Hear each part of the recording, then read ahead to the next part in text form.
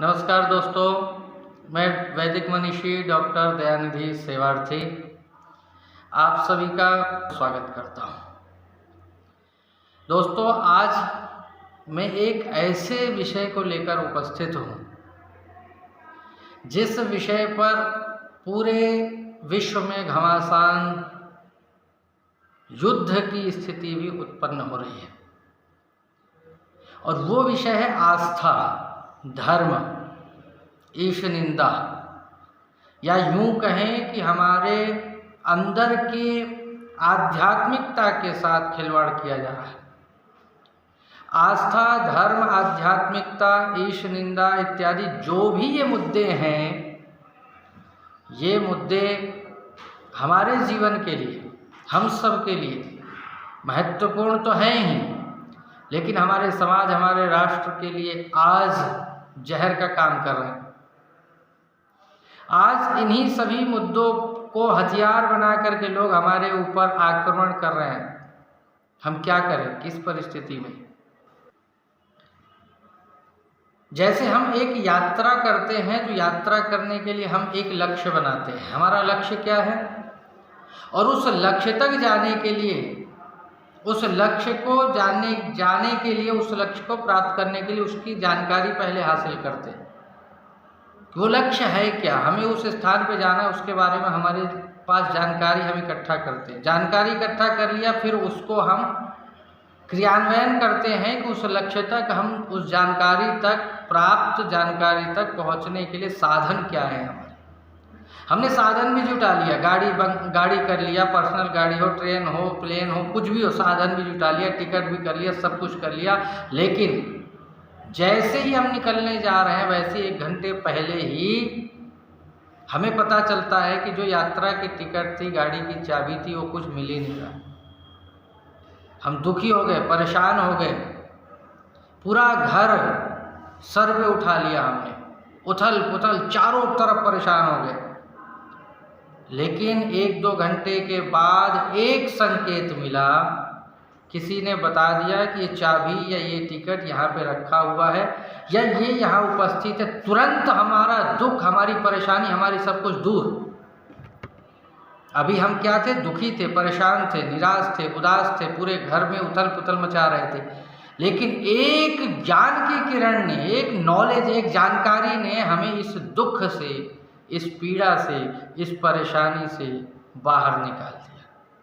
तो बंधुओं, ध्यान रहे, दुख परेशानी से बाहर निकलने का कोई बाबा, कोई पीर, कोई फकीर, कोई मत, कोई मजहब, कोई धर्म, कोई आडंबर, कोई भी कारण नहीं है।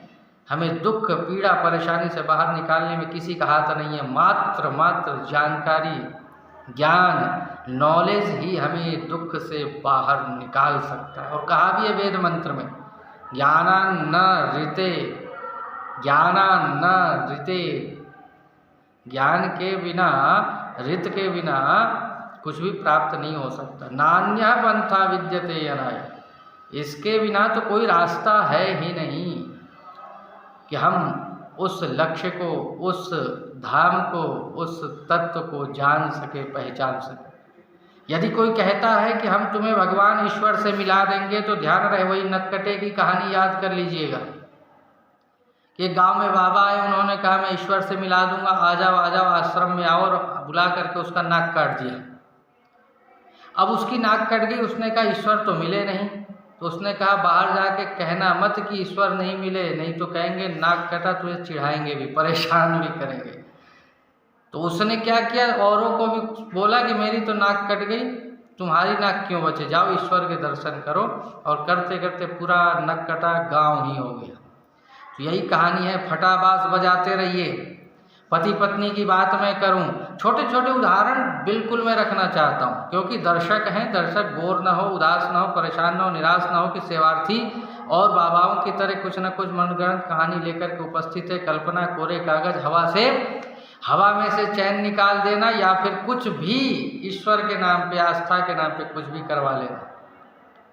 फटेबाज की कहानी भी सुन लीजिए जरा ध्यान से, जो दर्शक सुन रहे हैं।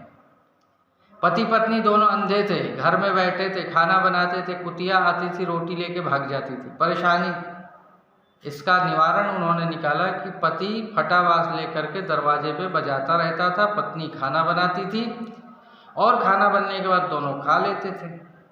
उनके बच्चे सही सलामत थे, उनकी आंखें सही थी, सब कुछ थी, लेकिन बच्चे की शादी हुई, पत्नी आई, उसने देखा हमारे माता पिता सास ससुर फटावास बजाते हैं, तब जो है सास खाना बना रही होती है, ये उसने कुछ दिनों तक देखा। फिर जब सास ससुर मृत्यु को प्राप्त हुए तो उसने अपने पति को फटावास पकड़ा दिया कि बजाओ, हमारे घर की परंपरा है, फटावास बजाते रहो और मैं खाना बनाती रहूँ।